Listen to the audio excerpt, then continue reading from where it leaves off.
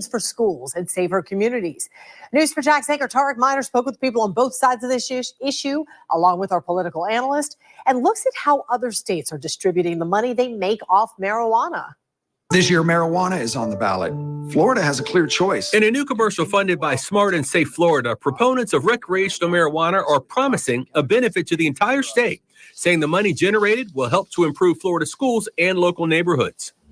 Vote yes on Amendment 3 and give Floridians access to regulated, safe marijuana, giving responsible adults the freedom to make their own choices in their own homes, all while generating billions for better schools and safer communities. According to a report from the Florida Financial Impact Estimating Conference released in July of 2023, recreational marijuana will generate a sales tax revenue of between $195 and $431 million a year.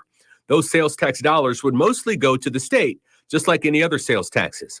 But right now, there's no plan to direct the money to any specific use.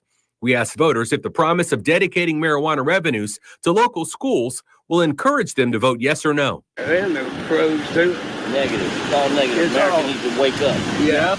It's time they shut it down.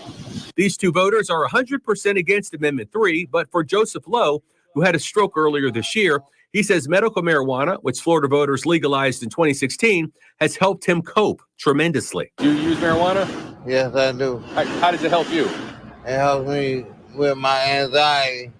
I had a stroke in March and it helps me relax. Yeah. Helps me eat too. The argument that it generates additional revenue is accurate. Where that revenue goes is subject to a lot of scrutiny. News4Jack's political analyst Rick Mullaney says it's still too early to know precisely where the sales tax revenues will go if Amendment 3 passes, saying that decision would ultimately be decided by state legislators. And one of their arguments is that it increases revenue for education. But that may not be entirely accurate for a couple reasons. One, when you generate revenue from the increased sale of marijuana, legalized recreational marijuana, that is a sales tax revenue, and that's state revenue, as opposed to property tax revenue, which is controlled locally. So in that sales tax revenue, whatever revenue is generated, it will be controlled by the Florida legislature, and it's not clear how they would allocate it.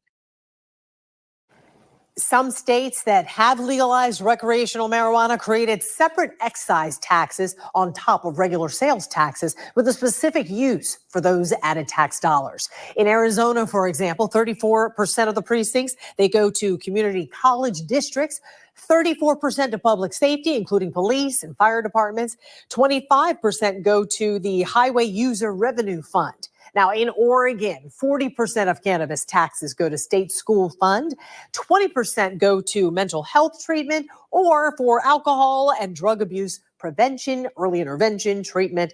15% goes to the state police, 10% to cities, 10% to counties, and 5% goes back to the Oregon Health Authority for a separate program. Now, again, if Florida legalizes recreational marijuana, lawmakers would have to create one of these additional taxes in order to direct the marijuana tax money for specific use.